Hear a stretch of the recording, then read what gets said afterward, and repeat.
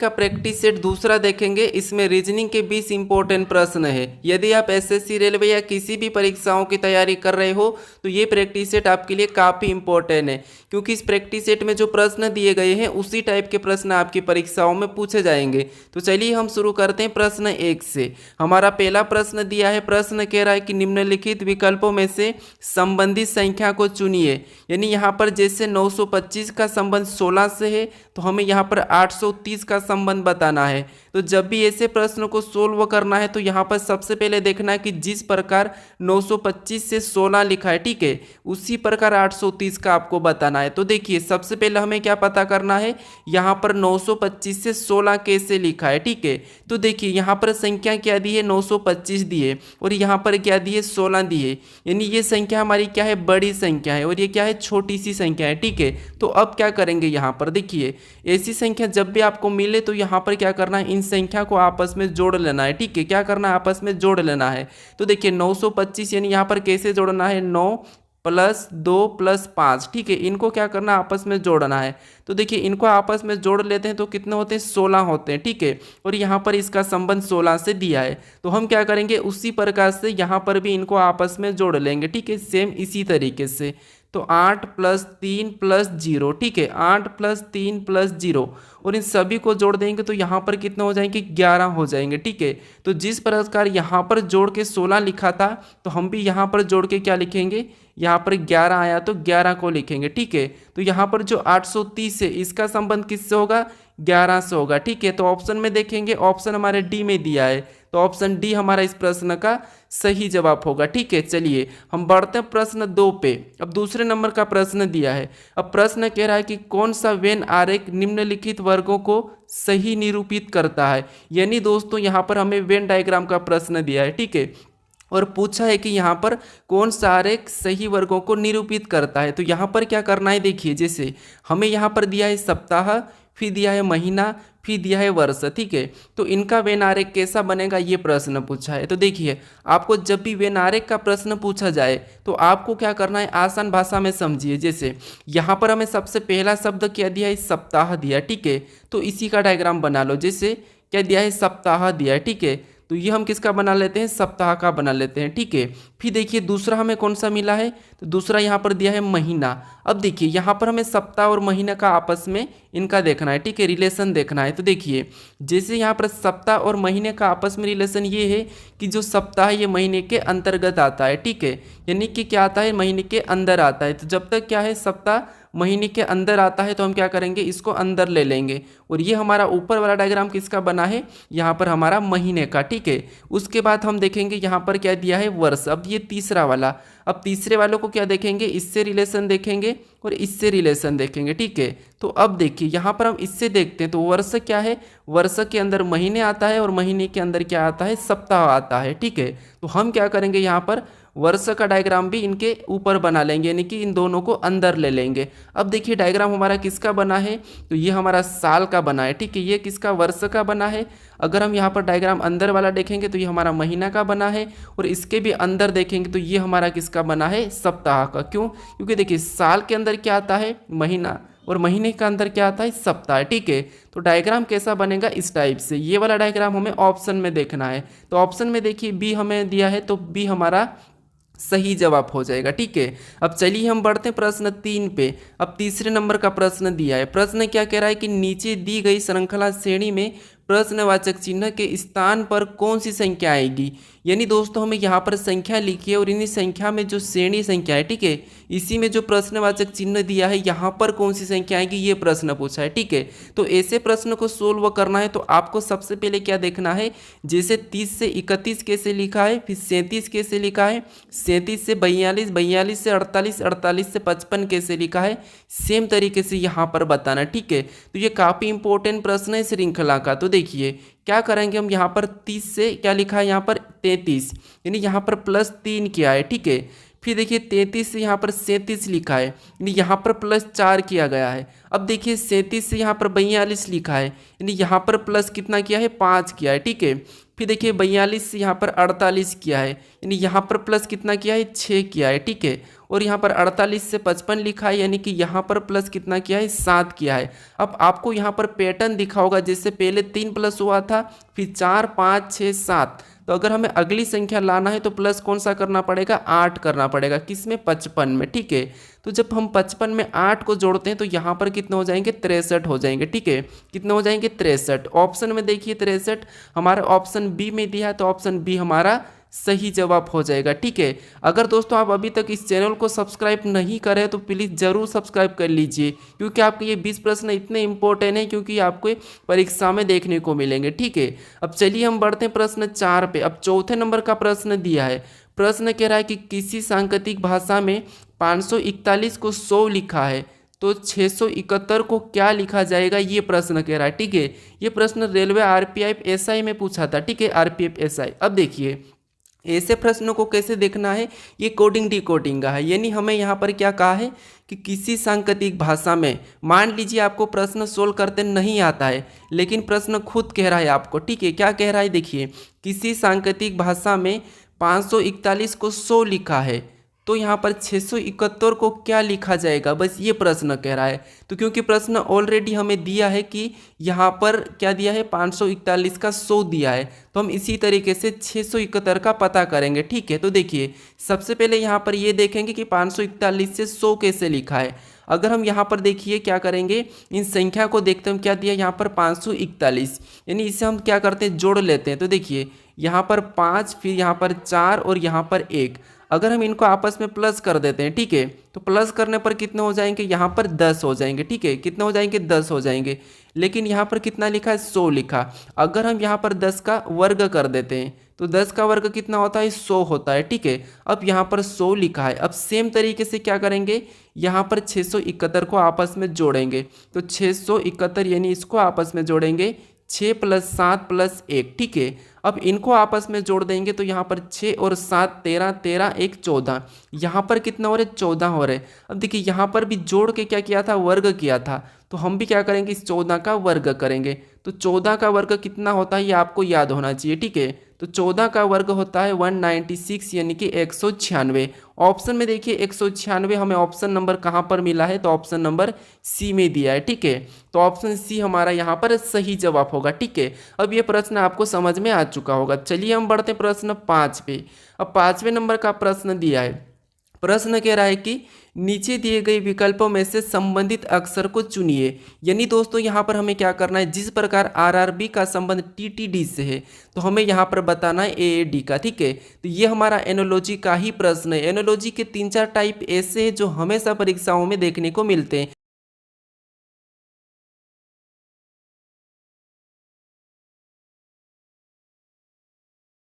जो हमने सबसे पहला वाला प्रश्न सोल्व किया है, ठीक है, वो नंबर एनोलॉजी का था। ठीक है, अब देखिए यहाँ पर हमें क्या करना है, आरआरबी का टीटीडी से कैसे संबंध है ये देखना है। जिस तरीके से इसका संबंध लिखा है उसी तरीके से हम इसका बताएंगे। ठीक है, तो देखिए जैसे दोस्तों यहाँ पर समझने की कोशिश करें।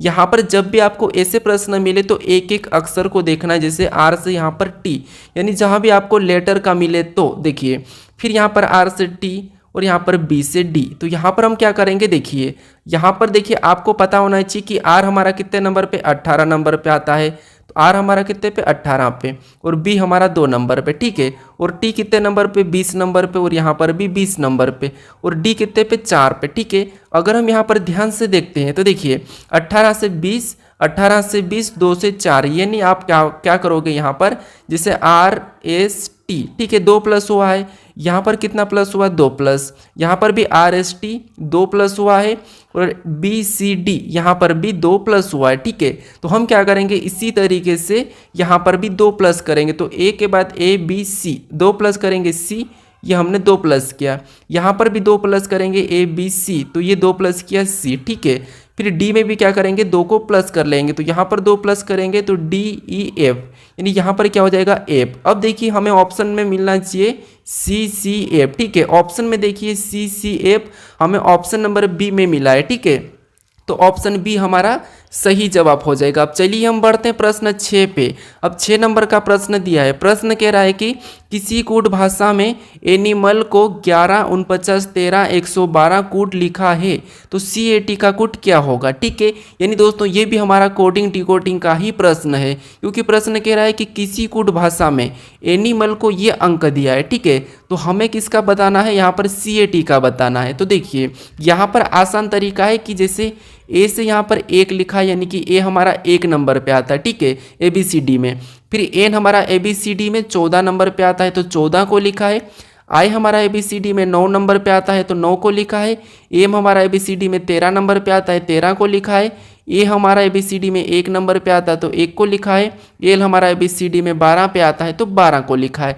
यानी दोस्तों ये लेटर जो ABCD में जिस नंबर पे आते हैं उसी नंबर को लिखा है। ठीक है, तो हम क्या करेंगे, सी हमारा कितने नंबर पे, 3 नंबर पे आता है 3 को लिखेंगे। ए हमारा कितने नंबर पे, 1 नंबर पे तो 1 को लिखेंगे। टी कितने नंबर पे, तो टी हमारा 20 नंबर पे आता है।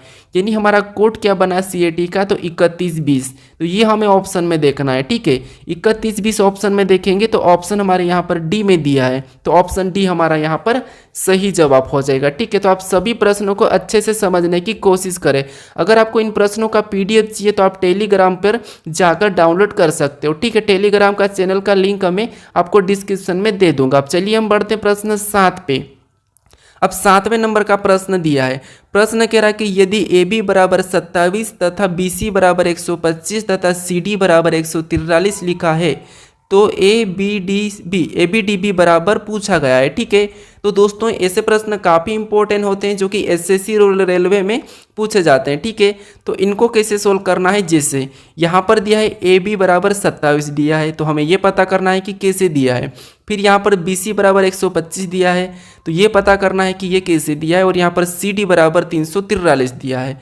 लेकिन यहाँ पर अगर आप ध्यान से देखोगे तो ये भी किसी संख्या का घन है, ये भी घन है और ये भी घन है। ठीक है, तो अब देखिए यहाँ पर क्या करना है, इन देखेंगे हम ए को देखेंगे तो ए हमारा ABCD में 1 नंबर पे आता है और B को देखेंगे तो 2 नंबर पे आता है। ठीक है, और इनको आपस में प्लस कर लेंगे तो 1 और 2 कितने होते हैं, 3 होते हैं। ठीक है, और 3 का घन कितना होता है, तो 3 का घन होता है 27। ठीक है, कितना होता है 27, और 27 यहाँ पर दिया है। ठीक है, सेम तरीके से यहाँ पर देखेंगे, देखिए B 2 नंबर पे आता है 2 को लिखेंगे, C 3 नंबर पे आता है तो 3 को लिखेंगे।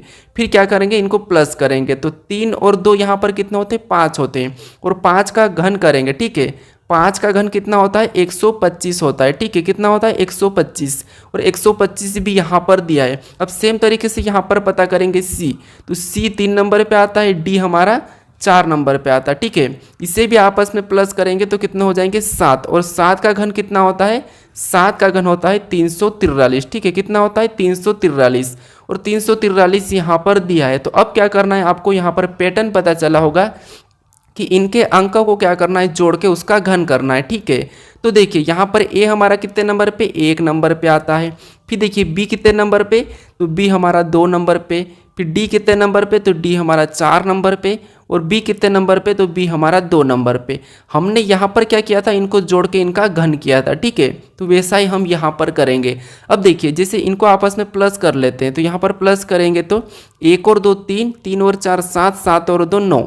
यहाँ पर सभी को जोड़ने पर कितने हो रहे हैं, 9, और 9 का घन करेंगे तो 9 का घन कितना होता है, 729 होता है। ठीक है, कितना होता है 729, तो 729 हम ऑप्शन में देखेंगे तो ऑप्शन हमारे C में दिया है तो C हमारा यहाँ पर सही जवाब हो जाएगा। अब चलिए हम बढ़ते हैं प्रश्न 8 पे। अब 8वें नंबर का प्रश्न दिया है। प्रश्न कह रहा है कि एक पंक्ति में शिवानी का स्थान दोनों ओर से 23वां है तो बताइए पंक्ति में कुल कितने व्यक्ति है। अब दोस्तों आप कुछ प्रश्नों को खुद से भी ट्राई करने की जरूर कोशिश करें, साथ साथ सोल्व करें। ठीक है, तो अब देखिए यहाँ पर एक पंक्ति में शिवानी का स्थान दोनों ओर से 23वां है तो पंक्ति में कुल व्यक्ति कितने हैं ये हमें बताना है।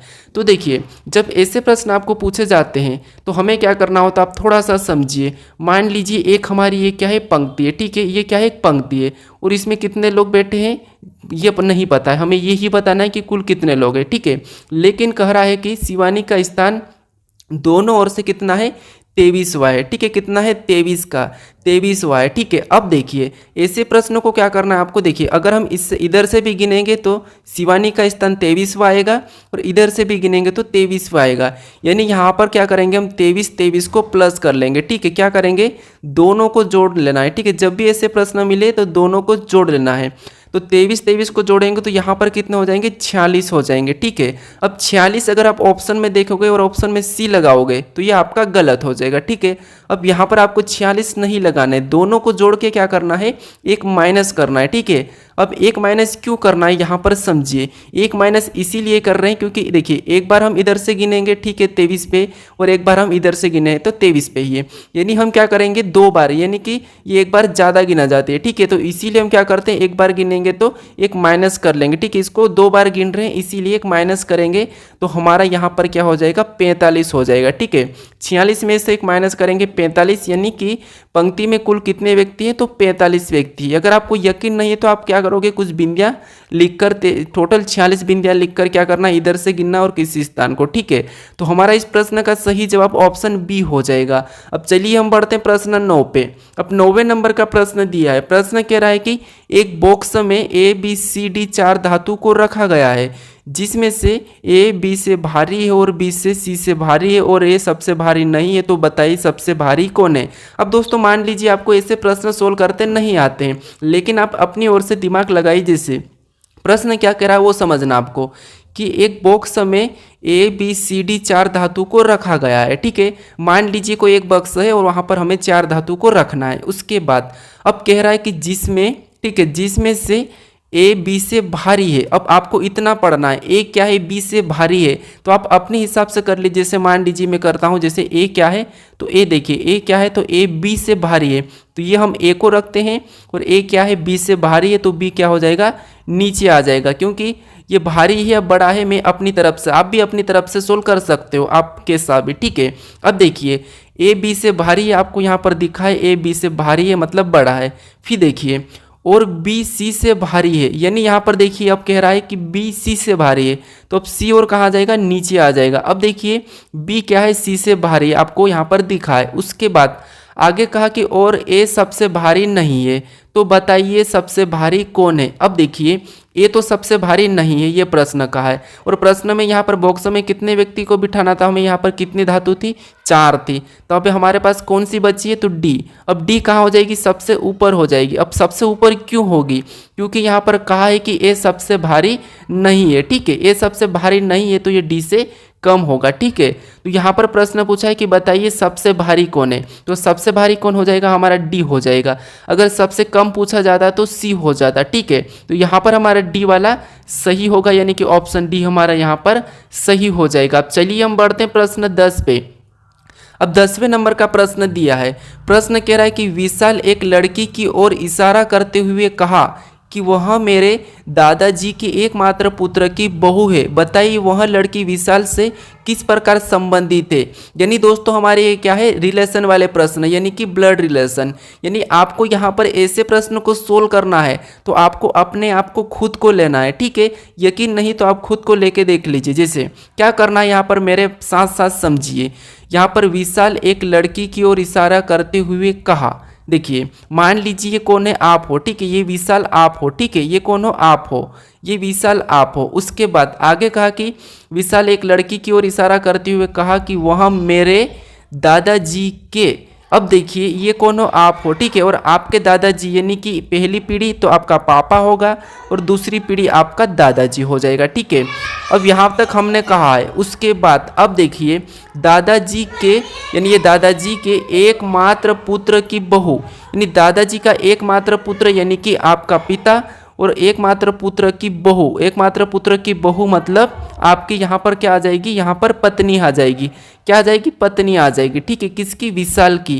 क्योंकि देखिए ये कह रहा है, विशाल कह रहा है कि मेरे दादाजी के एकमात्र पुत्र की बहू है, ठीक है। तो बहू है मतलब यहाँ पर ही आएगी, कहाँ पर? अपने पास आएगी, तो बहू है। तो बताइए वह लड़की विशाल से किस प्रकार संबंधित है? तो ये विशाल की कौन हो जाएगी? पत्नी हो जाएगी। कौन? ये लड़की। अब देखिए पत्नी हमें ऑप्शन में देखना है, तो पत्नी हमें ऑप्शन नंबर सी में दिया है, तो ऑप्शन हमारा सी सही हो जाएगा। ठीक है, क्या हो जाएगा, सही हो जाएगा। अब कहोगे आप कि यहाँ पर तो विशाल की भाभी नहीं कही है, यहाँ पर विशाल की भाभी भी तो हो सकती, लेकिन यहाँ पर दादाजी के एकमात्र पुत्र की बहू है, तो सही है कि यहाँ पर भाभी हो सकती, लेकिन हमें ऑप्शन में भाभी नहीं देखने को मिल रहा। ठीक है, क्योंकि बेटी नहीं हो सकती, बहन नहीं हो सकती और माँ भी नहीं हो सकती, तो इसीलिए यहाँ पर क्या होगी, पत्नी ही होगी। ठीक है, तो ऑप्शन हमारा सी सही हो जाएगा। अब चलिए हम बढ़ते हैं प्रश्न 11 पे। अब 11 नंबर का प्रश्न दिया है, प्रश्न कह रहा है कि एक ही पासे की दो स्थितियां दर्शाई गई है, दिए गए पासे में अंक 5 के विपरीत कौन सा अंक होगा, ये प्रश्न पूछा है। यानी हमें दो पासे दिए हैं, इन पासों में अंक 5 के विपरीत कौन सा होगा ये पूछा है। ठीक है, तो देखिए ऐसे प्रश्नों को कैसे सोल्व करना है, जब भी आपको एक से अधिक पासा दिया जाए और वहाँ पर अंक हो या चाहे लेटर हो चाहे शब्द हो, आपको क्या करना है, यहाँ पर समझिए कॉमन देखना है। जैसे पहले पासे का कॉमन और दूसरे पासे का, तो यहाँ पर कॉमन देखेंगे तो हमें यहाँ पर एक और यहाँ पर दो मिला है। ठीक है, ये हमारा कॉमन मिला है। अब कॉमन मिलने के बाद आपको क्या करना है, देखिए ये पहला पासा और ये दूसरा पासा। ठीक है, इसके बाद आपको कॉमन मिलने के बाद इनको क्या करना है, घड़ी के दिशा में चलना है। जैसे यहाँ से घड़ी के दिशा में चलेंगे तो क्या मिला, हमें 4 मिला है, यानी हमने कहाँ पर चला, पहले पासे में चला, तो उसको लिखेंगे पहले पासे के नीचे। ठीक है, क्योंकि यहाँ पर हम दो तो पहले ही लिख देंगे, पहले पासे का है, ये दूसरे पासे का कॉमन है। ठीक है, उसके बाद हमें क्या मिला, 4 मिला, उसको उसके नीचे लिखेंगे।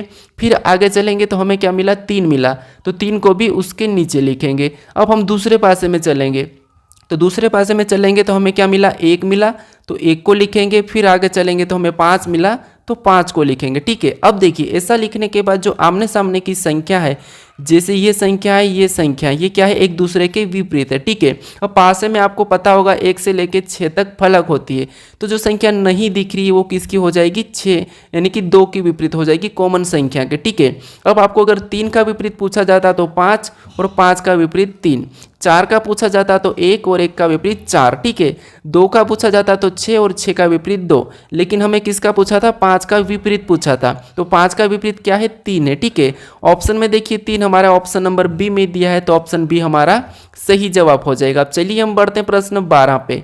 अब 12 नंबर का प्रश्न दिया है, प्रश्न कह रहा है कि निम्नलिखित आकृति का जल प्रतिबिंब चयन करें। यानी दोस्तों यहाँ पर हमें क्या करना है, इस W का, ठीक है, इस W का हमें जल प्रतिबिंब बनाना है। अब दोस्तों आप सभी प्रश्नों को अच्छे से समझने की कोशिश करें। ठीक है, अब देखिए यहाँ पर क्या करना है, देखिए निम्नलिखित आकृति का जल प्रतिबिंब का चयन करना है। ठीक है, तो इसका हमें क्या करना है, जल में इसकी छवि कैसे बनेगी ये बताना है। तो देखिए जैसे हमारा यहाँ पर क्या दिया है, यहाँ पर W दिया है। ठीक है, और इसकी अगर हमें जल में इस तरफ की नीचे की छवि दिखाएंगे तो ये नीचे क्या हो जाएगा, यहाँ पर इस तरफ बनेगा। ठीक है, कैसा बनेगा, इसके जैसा। तो ये हमें ऑप्शन में देखना है, तो ऑप्शन में देखिए हमें ए में दिया है, तो ऑप्शन ए हमारा सही हो जाएगा। ठीक है, अब चलिए हम बढ़ते हैं प्रश्न 13 पे। अब 13 नंबर का प्रश्न दिया है, प्रश्न कह रहा है कि निम्नलिखित विकल्पों में से विषम को चुनिए। यानी दोस्तों यहाँ पर हमें क्या कहा है कि निम्नलिखित विकल्पों में से विषम को चुनिए। विषम मतलब हमें यहाँ पर 4 ऑप्शन दिए हैं। ठीक है, और इन 4 ऑप्शन में से कौन सा ऑप्शन है जो तीनों से अलग है ये हमें बताना है। ठीक है, तो देखिए यहाँ पर जब ऐसे प्रश्न मिले तो आपको क्या करना है, इनके अंक लिखना है। जैसे यहाँ पर देखिए बी कितने नंबर पे, 2 नंबर पे आता है। डी कितने नंबर पे, तो डी हमारा 4 नंबर पे आता है। ई एफ कितने नंबर पे, तो एफ 6 नंबर पे। ठीक है, वैसा ही यहाँ पर जी को देखेंगे तो जी 7 नंबर पे, एच को देखेंगे तो एच 8 नंबर पे, यहाँ पर जे को देखेंगे तो जे 10 नंबर पे। ठीक है, अब देखिए यहाँ पर एल को देखेंगे तो एल 12 नंबर पे आता है। एन हमारा कितने नंबर पे, तो एन हमारा यहाँ पर 14 नंबर पे आता है। और पी कितने नंबर पे, तो पी 16 नंबर पे। ठीक है, वैसा यहाँ पर आर को देखेंगे तो आर ABCD में 18 नंबर पे आता है। टी हमारा 20 नंबर पे आता है और वी हमारा 22 नंबर पे आता है। अब देखिए यहाँ पर आपको मिलेगा कि कौन सा अलग है। अब कैसे मिलेगा अलग, देखिए यहाँ पर देखिए 2 4 6 यानी कि 2 2 का अंतर है। और यहाँ पर देखिए 18 20 22 यहाँ पर भी 2 का अंतर है। 12 14 16 यहाँ पर भी 2 का अंतर है, यानी यहाँ पर 2 का अंतर है, यहाँ पर 2 का अंतर है, यहाँ पर 2 का अंतर है। अब यहाँ देखिए 7 8 10 यानी यहाँ पर 2 का अंतर नहीं है, तो आपको यहाँ पर अलग दिखा और हमें विषम ही पूछा था, तो विषम हमारा यहाँ पर है, यानी सभी में 2 का अंतर है। ठीक है, 3 में 2 का अंतर है लेकिन यहाँ पर नहीं है, तो हमें विषम पूछा गया था, तो विषम हमारा कौन सा हो जाएगा, ऑप्शन बी वाला हो जाएगा। ठीक है, कौन सा हो जाएगा, ऑप्शन बी, क्योंकि देखिए बी के बाद सी छूटा और डी, और यहाँ पर देखिए एल के बाद एम छूटा और एन, आर के बाद एस छूटा और टी, लेकिन यहाँ पर जी एच, यहाँ पर देखिए जी एच कोई भी अंक, यहाँ पर कोई भी लेटर नहीं छूटा है, तो ये अलग हो जाएगा। ठीक है, अब चलिए हम बढ़ते हैं प्रश्न 14 पे। अब 14 नंबर का प्रश्न दिया है, प्रश्न कह रहा है कि नीचे दिए गए विकल्पों में से संबंधित शब्द का चयन करें। यानी यहाँ पर हमें क्या करना है, जैसे जिस प्रकार जूते का संबंध पैर से है तो हमें टोपी का बताना है। यानी मैंने बताया था आपको कि यहाँ पर सादृश्यता यानी कि एनोलॉजी के प्रश्न काफ़ी इंपॉर्टेंट है और उसकी 3 टाइप होती है। कौन सी होती है, एक तो आपको अंकों की मिलेगी, ठीक है, एक आपको लेटर की मिलेगी और दूसरी आपको शब्दों से मिलेगी। ठीक है, तो हमने अंकों का पहला प्रश्न किया था, फिर हमने 5वां प्रश्न लेटर का किया था और हमारा ये 14वां प्रश्न किसका है, शब्द का। ठीक है, तो ये तीनों में से आपको 1 या 2 प्रश्न जरूर देखने को मिलेंगे। अब देखिए यहाँ पर जिस प्रकार जूते का संबंध पैर से है, यानी दोस्तों हम क्या करते हैं, जूते को कहाँ पर पहनते हैं, पैर में पहनते हैं। ठीक है, कहाँ पर, पैर में पहनते हैं। तो उसी प्रकार बताएंगे टोपी कहाँ पर पहनते हैं, तो आप कहोगे टोपी को हम कहाँ पर पहनते हैं, तो टोपी को हम सिर में पहनते हैं। तो टोपी का संबंध किससे हो जाएगा, सिर से हो जाएगा। ठीक है, ऑप्शन में देखिए सिर, तो हमें ऑप्शन नंबर सी में देखने को मिला है। ठीक है, कमर में नहीं होगा, पैर में नहीं होगा, हाथ में नहीं होगा, ऑप्शन हमारा सी सही जवाब हो जाएगा। अब चलिए हम बढ़ते हैं प्रश्न 15 पे। अब 15 नंबर का प्रश्न दिया है, प्रश्न कह रहा है कि निम्नलिखित प्रश्न में लुप्त संख्या का चयन करें। यानी दोस्तों हमें यहाँ पर क्या दिया है, एक प्रश्नवाचक चिन्ह दिया है, यहाँ पर हमें संख्या का चयन करना है। ठीक है, तो ऐसे प्रश्नों को कैसे सोल्व करना है समझिए। आपको यहाँ पर कुछ भी नहीं करना है, जो प्रश्नवाचक चिन्ह दिया है। अब प्रश्नवाचक चिन्ह कहाँ पर दिया है, यहाँ पर दिया है, और उसी जगह यहाँ पर 24 कैसे लिखा है और यहाँ पर 10 कैसे लिखा है ये पता करना है। ठीक है, जिस तरीके से यहाँ पर 10 लिखा गया है और यहाँ पर 24 लिखा गया है उसी तरीके से आपको यहाँ पर बताना है। ठीक है, जब तक आप इन संख्या को पता नहीं करोगे, ठीक है, इन संख्या का पता नहीं करोगे तब तक आप यहाँ पर संख्या नहीं बता पाओगे। तो देखिए यहाँ पर हम क्या करेंगे, 10 का पता करते हैं। अगर हमें 10 का पता करना है तो इन संख्या को क्या करते हैं, आपस में जोड़ कर देखते हैं। तो यहाँ पर प्लस करेंगे, 0 में 6 तो 6 ही होगा, 6 में 4 प्लस करेंगे 10, और 10 में यहाँ पर देखिए 2 को प्लस करेंगे तो 12, यानी यहाँ पर सभी को जोड़ने पर कितना हो रहे, 12 हो रहे हैं। अब देखिए सेम तरीके से यहाँ पर भी प्लस करेंगे, तो 2 में 10 प्लस करेंगे तो 12, और 12 में 8 प्लस करेंगे तो यहाँ पर 20, और 20 में 6 को प्लस करेंगे तो यहाँ पर कितने हो जाएंगे, 26। यानी यहाँ पर सभी को जोड़ने पर कितने हो रहे, 26। लेकिन यहाँ पर 24 दिया है और यहाँ पर 10 दिया है। अब देखिए अगर हम यहाँ पर 2 माइनस करते हैं, इसमें 2 माइनस करेंगे और इसमें भी 2 माइनस करेंगे, तो यहाँ पर 12 में से 2 माइनस करेंगे तो कितने हो जाएंगे, 10 हो जाएंगे, और 10 यहाँ पर दिया है। ठीक है, सेम तरीके से 26 में से भी 2 माइनस करेंगे तो यहाँ पर कितने हो जाएंगे, 24 हो जाएंगे, और 24 भी यहाँ पर दिया है। अब क्या करेंगे, इसी तरीके से यहाँ पर भी 2 को क्या करेंगे, माइनस करेंगे जोड़कर। तो 4 में 14 को जोड़ेंगे तो यहाँ पर 18, और 18 में 12 को जोड़ेंगे तो 30, और 30 में 10 को जोड़ेंगे तो 40। यानी यहाँ पर इस सभी को प्लस करने पर कितने हो रहे हैं, 40 हो रहे हैं। ठीक है, कितने हो रहे हैं, 40 हो रहे हैं, क्योंकि 4 में 14 को जोड़ेंगे तो 18, 18 में 12 को जोड़ेंगे तो 30, और 30 में 10 को जोड़ेंगे तो 40। यानी यहाँ पर सभी को जोड़ने पर 40 हुए। जिस तरीके से हमने यहाँ पर 2 को माइनस किया था, यहाँ पर 2 को माइनस किया था, तो यहाँ पर भी क्या करेंगे, 2 को माइनस करेंगे। तो 40 में से 2 को माइनस करेंगे तो कितने बचेंगे, 38 बचेंगे। यानी जो प्रश्नवाचक चिन्ह दिया है यहाँ पर क्या आएगा, 38 आएगा। ठीक है, अब हमें ऑप्शन में देखना है कि 38 कहाँ पर दिया है, तो ऑप्शन हमें सी में दिया है, तो ऑप्शन सी हमारा सही जवाब हो जाएगा। ठीक है, तो तीनों आकृति में सेम तरीके से अंक लाना चाहिए। ठीक है, अब चलिए हम बढ़ते हैं प्रश्न 16 पे। अब 16 नंबर का प्रश्न दिया है, प्रश्न कह रहा है कि नीचे दिए गए शब्द का, यानी कि नीचे दिए शब्द का उपयोग करके कौन सा शब्द नहीं बनाया जा सकता। ये एसएससी का फेवरेट प्रश्न है। ठीक है, कैसे, देखिए नीचे दिए गए शब्द का उपयोग करके कौन सा शब्द नहीं बनाया जा सकता है। यानी दोस्तों यहाँ पर जो शब्द हमें दिया है, ये जो हमें अक्षर दिए हैं, इनका प्रयोग करके कौन सा नहीं बनाया जा सकता। यानी प्रश्न का कहने का मतलब ये है कि हम इन अक्षर को आगे पीछे कैसा भी लिखें और इनसे कोई सा भी शब्द बनाएं, लेकिन हमें कह रहा है कि नहीं बनाया जा सकता। तो देखिए अगर हम पहले को देखते हैं तो बी दिया है, मतलब बन रहा है, एल दिया है, फिर यहाँ पर देखिए ई भी दिया है, यहाँ पर एन दिया है, और यहाँ पर देखिए डी भी दिया है। ठीक है, मतलब ये शब्द तो हमारा बन रहा है। यहाँ पर हमारा ऑप्शन बी तो बन रहा है, लेकिन हम ऑप्शन यहाँ पर देखिए हमारा ऑप्शन बी को देखेंगे तो बी में देखिए यहाँ पर बी दिया है तो बी भी दिया है, ए यहाँ पर नहीं दिया है, ठीक है। यहाँ पर क्या दे दिया है, ए दिया है और यहाँ पर ए नहीं दिया है, तो इसीलिए इस शब्दों को हम क्या करेंगे, नहीं बना सकते इस शब्दों का प्रयोग करके, ठीक है। लेकिन ऑप्शन देखिए, सी को हम बना सकते हैं, LEND दिया है, बी को भी बना सकते हैं, BINGE दिया है, इसे भी हम बना सकते हैं। लेकिन हम ऑप्शन वाले बी को नहीं बना सकते क्योंकि यहाँ पर ए दे दिया है, तो इसे हम नहीं बना सकते। तो ऑप्शन हमारा कौन सा हो जाएगा, बी वाला हो जाएगा। हमें पूछा था नहीं बनाया जा सकता। अगर आपको यहाँ पर पूछता कि बनाया जा सकता तो सारे 3 ऑप्शन ऐसे रखते हैं जिससे नहीं बनता और एक ऑप्शन ऐसा रहता है जो बन रहा होता है, ठीक है। लेकिन हमारा यहाँ पर ऑप्शन बी वाला सही हो जाएगा। अब चलिए हम बढ़ते हैं प्रश्न 17 पे। अब 17 नंबर का प्रश्न दिया है। प्रश्न कह रहा है कि किसी कोड भाषा में यहाँ पर प्लस का मतलब गुणा और माइनस का मतलब भाग, प्लस और गुणे का मतलब भागित और भागित का मतलब माइनस से, तो निम्नलिखित प्रश्न का उत्तर क्या है। यानी दोस्तों यहाँ पर क्या करना है, ये जो हमें दिया है कुछ समीकरण दिए, इससे सोल्व करना है। तो सबसे पहले आपको क्या करना है, हमें यहाँ पर 54 और बीच में क्या है, गुणा का चिन्ह है, ठीक है। 54 और 9 और बीच में देखिए, तो सबसे पहले आपको 54 लिखना है और बीच में क्या चिन्ह दिया है, गुणा। और गुणा का अर्थ यहाँ पर कहा है कि गुणा का मतलब यहाँ पर क्या कहा है, भागित। तो बीच में क्या करेंगे, भागित का चिन्ह लगा लेंगे और फिर 9 को लिखेंगे, ठीक है। फिर देखिए अगला हमें कौन सा चिन्ह मिला, माइनस का मिला। और माइनस का मतलब यहाँ पर देखिए क्या कहा, तो माइनस का मतलब यहाँ पर प्लस कहा, तो हम यहाँ पर प्लस का चिन्ह लगाएंगे। फिर हम अगली संख्या लिखेंगे 3, ठीक है। फिर हमें अगला चिन्ह कौन सा, भागित मिला है। और भागित का मतलब यहाँ पर क्या कहा, तो माइनस कहा, तो हम अगला क्या करेंगे, माइनस लगा के 4 को लिखेंगे, ठीक है। आपको सिर्फ चिन्ह बदलना, फिर सोल्व करना है, ठीक है। अब देखिए, अब सोल्व करेंगे तो यहाँ पर सोल्व करने पर देखिए सबसे पहले भाग को सोल्व करते हैं, फिर प्लस फिर माइनस, ये आपको पता होगा, ठीक है। अब देखिए यहाँ पर भाग देंगे 9 और 54 में, तो 9 × 54 यानी कितने बार में गए, 6 बार में। तो हमारे पास अब क्या बचा, 6 + 3 - 4 बचा है, ठीक है। अब क्या करेंगे, हम प्लस करेंगे, तो देखिए 6 और 3 को प्लस करेंगे तो यहाँ पर कितने हो जाएंगे, 9 हो जाएंगे। अब हमारे पास क्या बचा है, 9 - 4। अब 9 में से 4 को घटाएंगे तो यहाँ पर कितना हो जाएगा, 5 हो जाएगा, ठीक है। तो जो हमारा समीकरण का सही जवाब क्या होगा, 5 होगा। ऑप्शन में देखिए 5 हमें ऑप्शन नंबर बी में मिला है, तो ऑप्शन बी हमारा सही जवाब हो जाएगा। अब चलिए हम बढ़ते हैं प्रश्न 18 पे। 18 नंबर का प्रश्न दिया है। प्रश्न कह रहा है कि निम्न आकृति में कितने वृत्त है।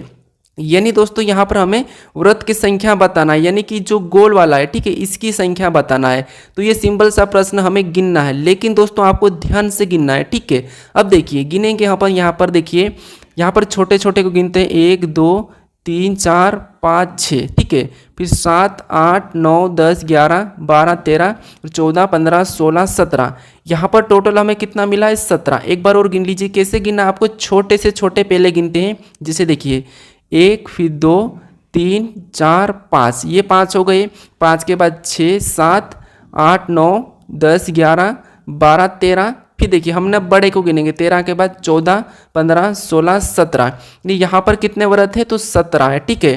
तो हमें 17 ऑप्शन में देखना है, तो 17 हमें ऑप्शन नंबर बी में मिला है, तो ऑप्शन नंबर बी हमारा यहाँ पर सही हो जाएगा, ठीक है। अब चलिए हम बढ़ते हैं प्रश्न 19 पे। अब 19 नंबर का प्रश्न दिया है। प्रश्न कह रहा है कि नीचे दी गई आकृति किस विकल्पों में चिन्हित है। यानी दोस्तों ये जो हमें आकृति दी है, ठीक है, ये कौन से विकल्पों में चिन्हित है, हमें ये बताना है, ठीक है। तो सिंपल सा है कि आपको क्या देखना है, ये पी टाइप का। अब देखिए यहाँ पर देखेंगे तो ये पी टाइप का नहीं दिख रहा है, सामने आपको डंडी मिली है, ठीक है। तो ऑप्शन हमारे यहाँ पर ए में नहीं दिखा है। अगर हम ऑप्शन बी में देखेंगे तो ये हमारा पी टाइप दिखा है। फिर देखिए यहाँ पर ऑप्शन देखिए सी में भी नहीं दिख रहा है पी टाइप का, और ऑप्शन यहाँ पर हमारे डी में भी नहीं दिखा है। सिर्फ हमें कहाँ पर दिखा है, यहाँ पर पी टाइप का दिखा है। तो ऑप्शन हमारे यहाँ पर कौन सा हो जाएगा, कौन से विकल्प में चिन्हित है, तो ऑप्शन बी में चिन्हित है। कौन सी आकृति, ये वाले आकृति, ठीक है। तो ऑप्शन बी हमारा यहाँ पर सही जवाब हो जाएगा। अब चलिए हम बढ़ते हैं प्रश्न 20 पे। अब 20वें नंबर का प्रश्न दिया है। प्रश्न कह रहा है कि नीचे दिए गए आकृति को पूरा कीजिए, घुमाने की अनुमति नहीं है। यानी दोस्तों आपको क्या करना है, इस आकृति को पूरा करना है जो प्रश्नवाचक चिन्ह दिया है, और इसमें आपको क्या करना है, घुमाने की अनुमति नहीं है, ठीक है।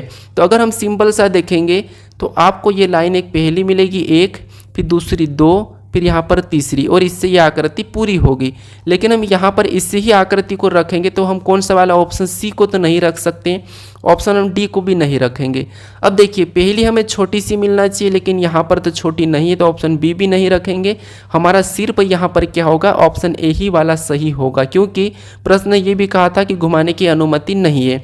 और यहाँ पर देखिए ऑप्शन सी में थोड़ा सा हमारा क्या है, दूर दूर 3 लाइन है, तो इसीलिए हमारे यहाँ पर ऑप्शन कौन सा वाला हो जाएगा, ए वाला हो जाएगा। ठीक है, अब दोस्तों आज के लिए इतना ही। अगर आप इस चैनल को अभी तक सब्सक्राइब नहीं करे हो तो प्लीज़ यहाँ पर आप इस लोगो पर क्लिक करके सब्सक्राइब कर लो। ठीक है, और अभी तक आप इससे पहले वाले पार्ट को नहीं देखे हो तो इस पार्ट को भी यहाँ पर क्लिक करके आप देख सकते हो। ठीक है, अब चलिए हम मिलते हैं नेक्स्ट वीडियो में, तब तक आप इन वीडियो को अपने दोस्तों तक भी शेयर जरूर करें।